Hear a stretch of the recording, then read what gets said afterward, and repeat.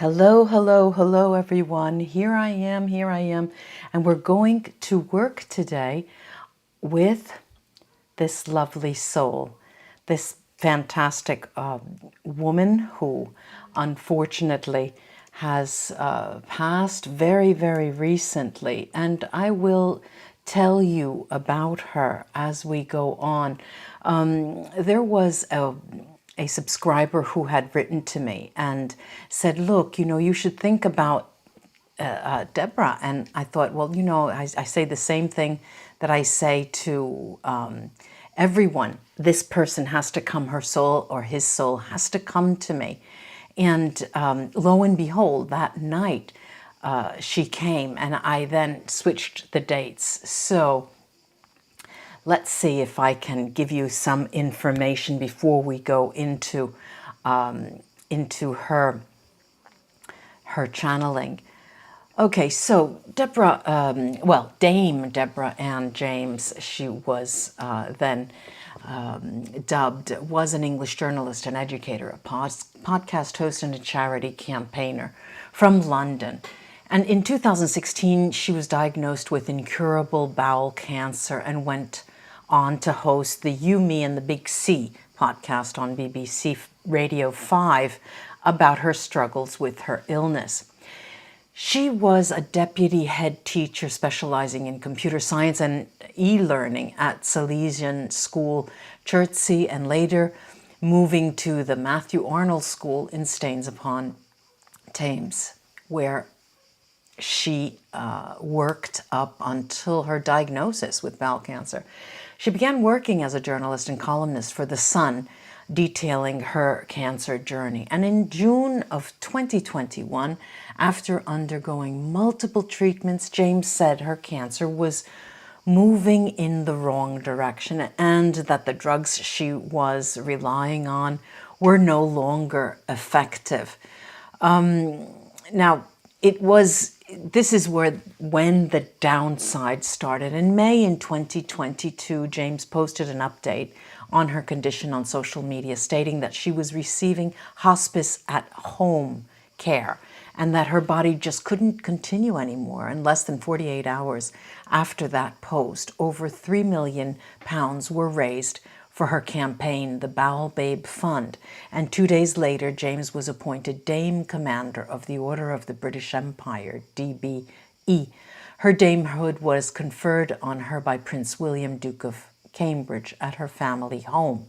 And in May 2022, James came to further prominence after setting up a cancer fund which raised £1.5 million in 24 hours. Incredible, the energy. At the end of her death, the fund had reached nearly £7 million. Well, let's get on to talking about her more specifically, and I will have her guide me into the different questions. Okay, so I'm covering this so I can concentrate, and we'll see if... All right, so I will respond in kind to questions, and you will know who I'm talking to. Now, does scientific knowledge carry over to the next lives? No. Lives are distinct, one from the other. The knowledge the soul has of science is distinct. Clearly, scientific research continues. Always, it is necessary to start again from the beginning when you are reborn, if you are reborn. But souls gravitate to certain professions when they have a likeness in their vibration. If a physician passed away and was passionate about their work, it is very likely that they would come again to be either a physician or study medicine. Okay.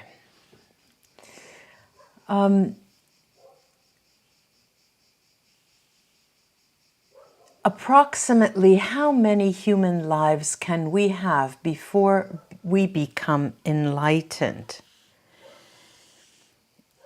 I'm very happy. I'm very happy you asked this question, because enlightenment is not a question of number of lives, but of your soul's vibrational rate. And in many sessions, I know you have heard that a soul's vibrational rate increases through chanting, music, and guttural sounds. You know this, and you should know this very much. This is why the power of music is so resounding. Okay.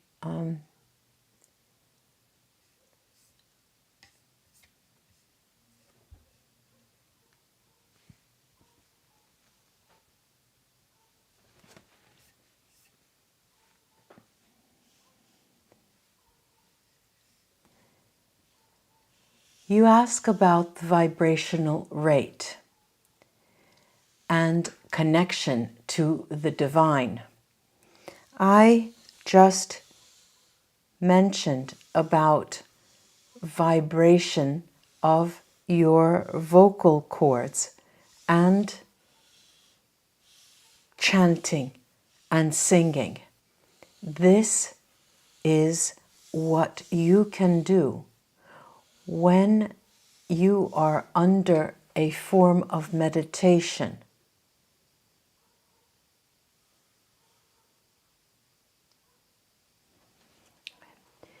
Can cancer treatment be better with alternate therapy?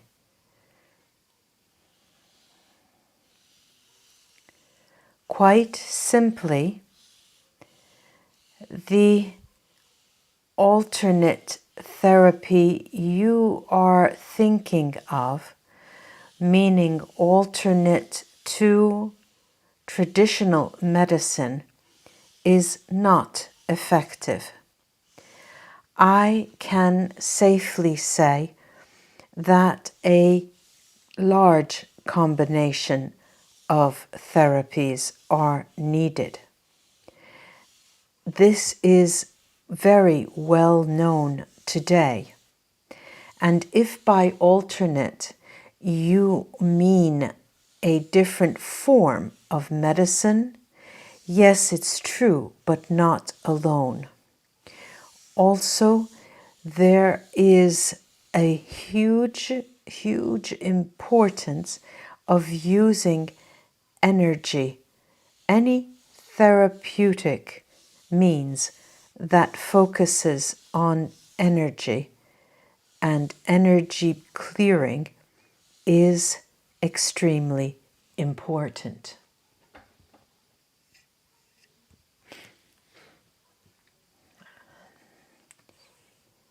What good can come out of the war, any war, like the Ukraine?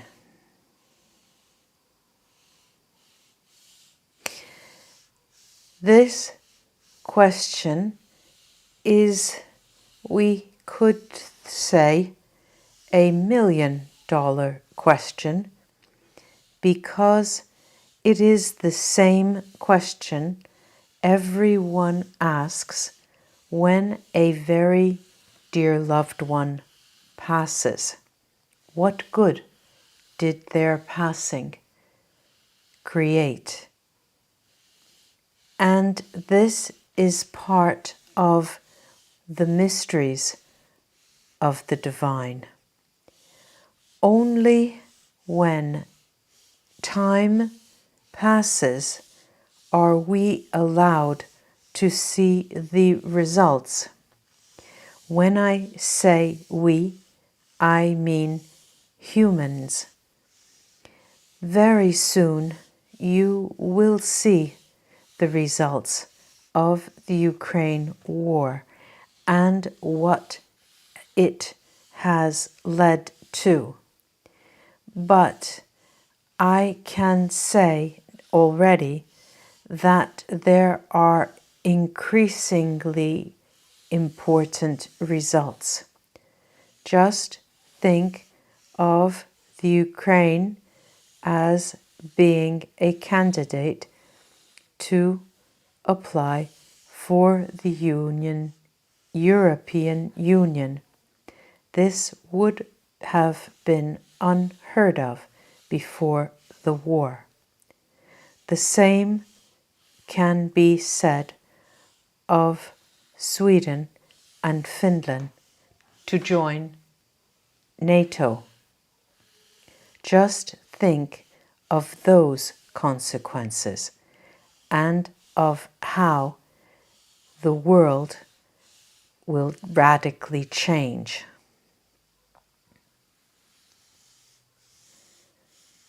Very soon you will also see that there will be the creation of alternative forms of fighting. But you already know this. There are electronic means that can be used to wage war on any society. These are all things that already occur, but are not necessarily good results from these occurrences. Can you also see that humans have come closer together and have helped each other when we think of civilians who have left the Ukraine? There are so many positive results that today you cannot see them as such.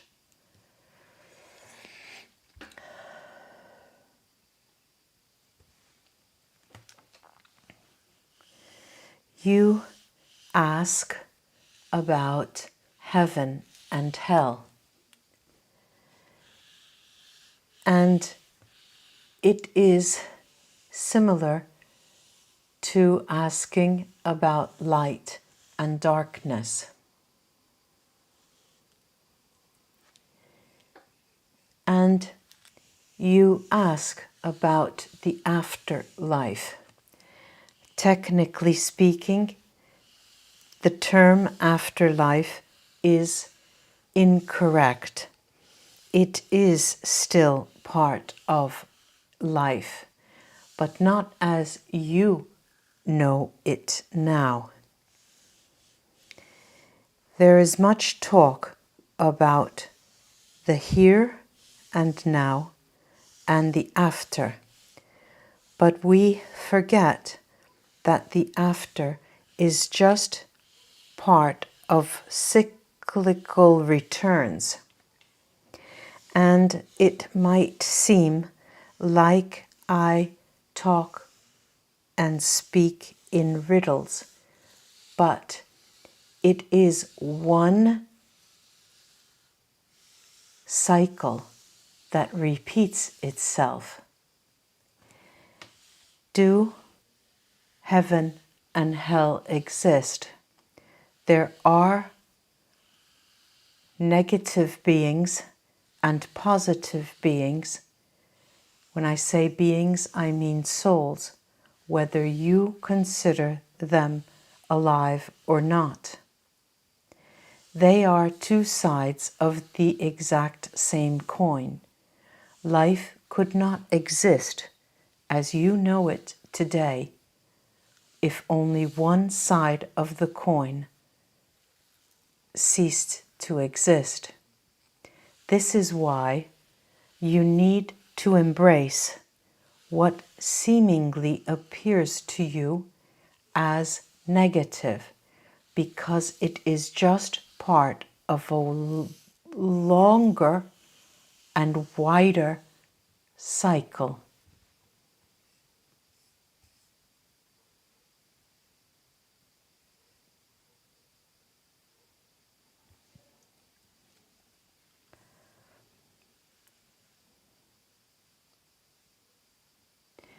You ask if it is possible for a soul to take steps to change their contract, but this is not a contract as you think. It is precisely what the soul decides for itself. And all of you know there is free will.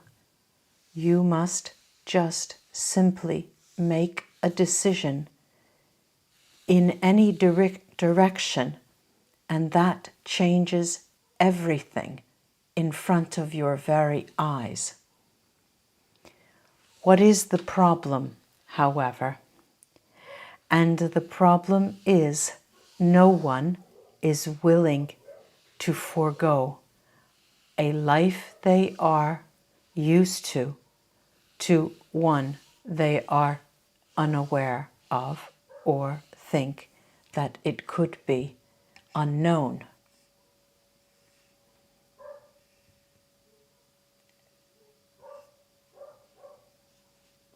For those of you who ask about a loved one who have passed and want to know if it is possible to communicate to them directly, I must say it is, of course. However,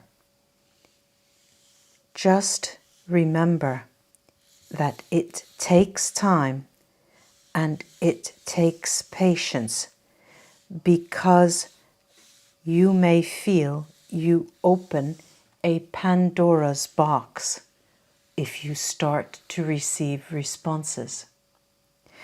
And just be advised that all you need to do is talk to them, and they will respond, and listen to them.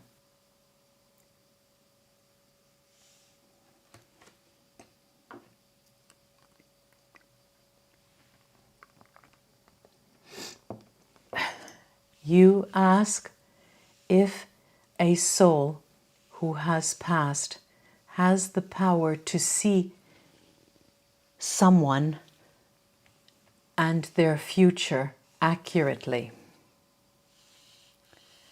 I think you do not have any idea of what you are asking. Souls who have left the earth are not interested in looking at a person who is alive and their future. They are not in a position nor in any dimension to do so. You can speak to your guides, but what you ask is a form of fortune telling. When I say, as I have said, you have free will, there is no one, alive or dead, who can tell you exactly what will happen to you in the future, because you can change everything by making a decision to change course of action. And this will change your life. Say what you will. I am telling you that you need to embrace the positive and negative occurrences because they are both part of your life, and as such, they both have meaning for you. When people think of a life free of pain, they imagine that they would have money, wealth, gifts, and even gifts to give away that will allow them to be serene and calm. But I can assure you, the only serenity you will ever have will be from the feeling that you are loved and that you can give love.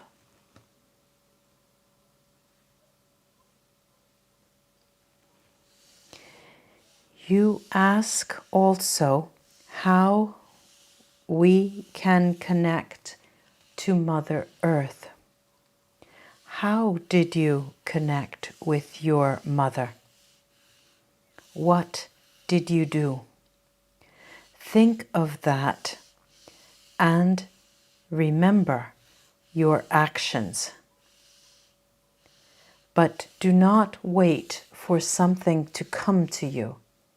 You need to love Mother Earth. Your Mother Earth is alive. It is all around you. And it is yours to take care of.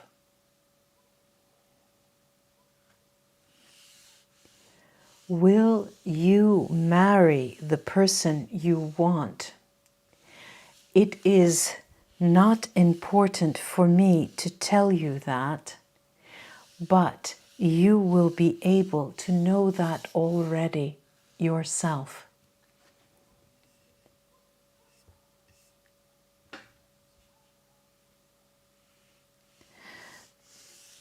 Work toward trying to listen to your spirit guides, and you will be a renewed spirit.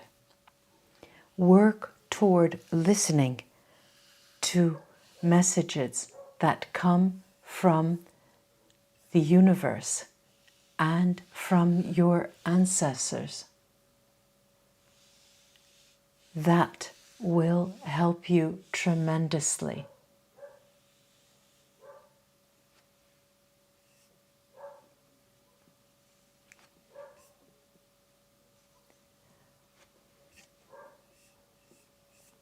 You ask if you will receive the payment you are waiting for.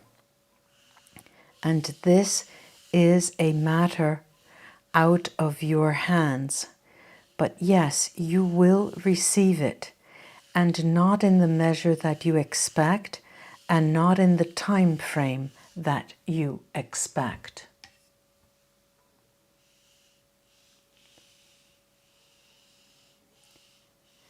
It is very interesting to see the types of questions you ask. It makes me think of what you would take with you if you had to leave this world all of a sudden. Think of that, and everything else will seem so small and so meaningless. I'm very pleased to be able to speak, but am also very surprised to see the nature of questions you ask. Many of these questions are quite superficial, which makes me believe you have become simple slaves of a superficial world. Yours is a decision to live with much greater depth, and do not await a moment like mine that I became terminally ill for you to change your world and those around you. Start to enact a change of consciousness. Start to take steps to change things around you, and you will be so surprised to see what comes to you. This is how the universe works.